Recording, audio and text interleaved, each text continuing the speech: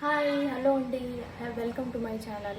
ఈరోజైతే నేను మీకు ఫిష్ ఫ్రై ఎలా చేయాలో చూపిస్తున్నాను. సో ఫిష్ ఫ్రై అది ఎలా చేయాలో అయితే మనమైతే ఇప్పుడు ప్రాసెస్లో పెట్టాము.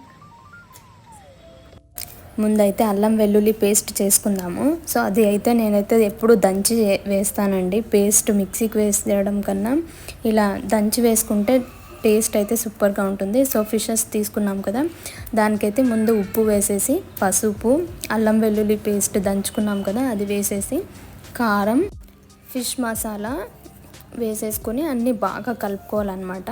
మనం అలా ఫిష్ని కట్ చేసుకున్నాం కదా, దాని మధ్యలో అంతా బాగా అంటే మసాలా అంతా లోపల నీట్గా పట్టేలాగా బాగా కలుపుకోవాలన్నమాట.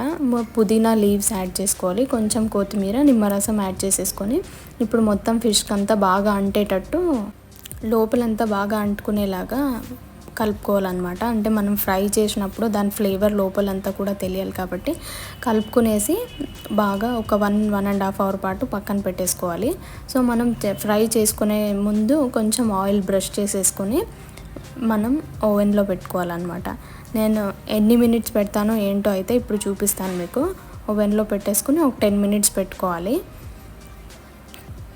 మైక్రోవేవ్ ప్లస్ గ్రిల్ కాంబినేషన్ పెట్టాను నేనైతే. వావ్, చూడండి నిజంగా అబ్బా, చూస్తుంటే మటుకు ఆపుకోలేకపోతున్నాం. అలా నిమ్మకాయ రసం పిండుకొని తింటే మటుకు సూపర్ ఇంకా. సో నా రెసిపీ మీకు నచ్చినట్టయితే తప్పకుండా ట్రై చేయండి అండ్ నా వీడియోని తప్పకుండా లైక్ చేయండి. ఇప్పటివరకు నా ఛానల్ని సబ్స్క్రైబ్ చేసుకోకపోతే do subscribe my channel and don't forget to click the notification bell. Thank you.